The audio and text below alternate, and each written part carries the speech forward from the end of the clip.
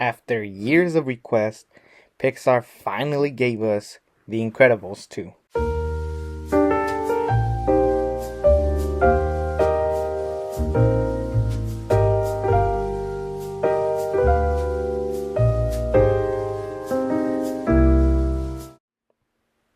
Hello, beautiful people, and welcome to another Pixar review and the Pixar review series continuing on. And this time we are looking at Incredibles 2, a movie that has been requested by the fans for so long. They took forever to do this. Now, Brad Bird has actually said in interviews that the reason why Incredibles 2 took so long to make is because he wanted to get the correct story out there.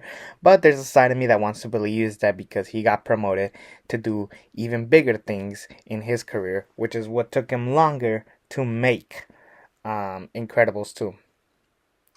And to me, this movie doesn't compare to the first one. It's still a really good movie. It still feels like a classic Pixar movie, and I personally really enjoy it. It's a really fun movie. Not as good as the first one, like I said, and yeah, let's just talk about it now. My biggest pet peeve is, where was this movie gonna start? Was it gonna continue on, maybe have the Incredibles look a little bit older? I feel like that would have been the direction I would have gone with if they were going to take this long, but I get it. They wanted to continue on with the stories. Like I said, Brad Bird wanted to make Incredibles 2 a lot earlier than expected, but the movie literally starts right where the last one left off at, with the Underminer and the Incredibles fighting, but things don't go the way planned. Like, for example, Violet's date ends up forgetting everything because he saw Violet unmasked, so he knew her identity. So naturally, they had to erase his memory, similar to the babysitter in Jack Jack Attacks. Also, the big thing is that the superheroes are still not accepted, even though the Incredibles did save the world last time.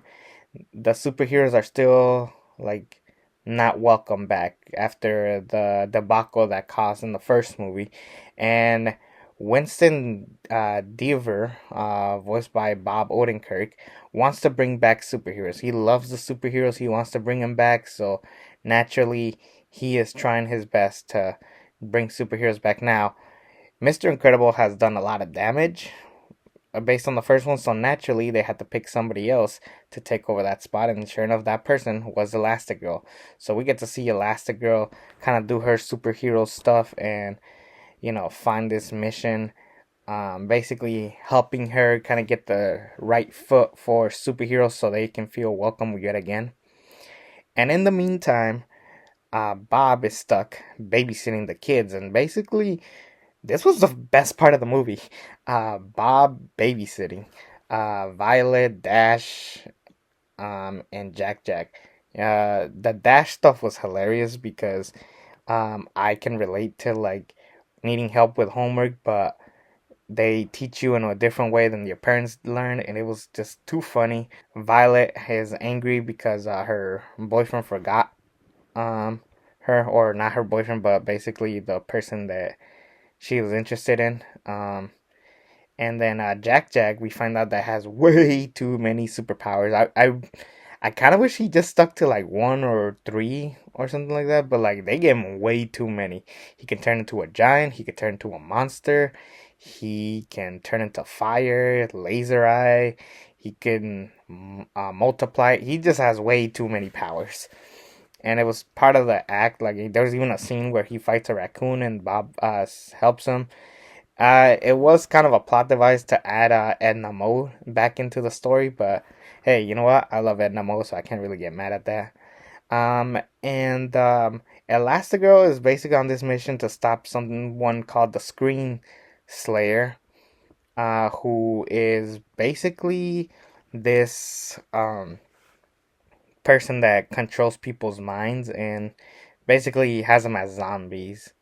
Um, and the Screen Slayer is not that great of a villain. I think that was the biggest thing that hurt this movie.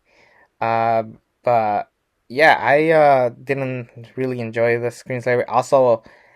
Um, Evelyn's reasoning for being a villain, it makes kind of no sense. Like, oh, the superheroes, my parents died because the superheroes couldn't help. So what's the point of bringing them?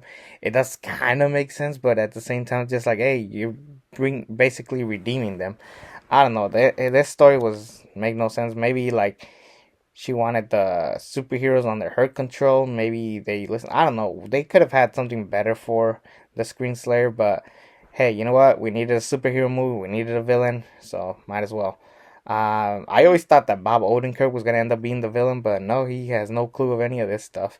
But it does lead to some cool action scenes. Frozone, eventually does get control when he fights a bunch of superheroes. Under control as well. But yeah, I mean the action was good, but like I said, I think the best part, hands down, was Bob and the kids.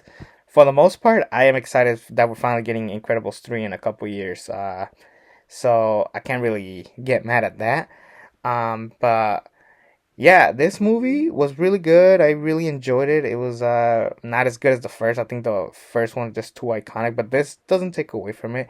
It's like not in the A level, but it's still pretty good. I'll give it a B plus. I think it was a solid addition to the Pixar series and a solid entry into the Incredibles. But I'm looking forward to 3. Let's see if they do better with the villain at least. But anyways, that's going to be my review of The Incredibles 2, and I'll see you next week for Toy Story 4. Anyways, take care, everybody.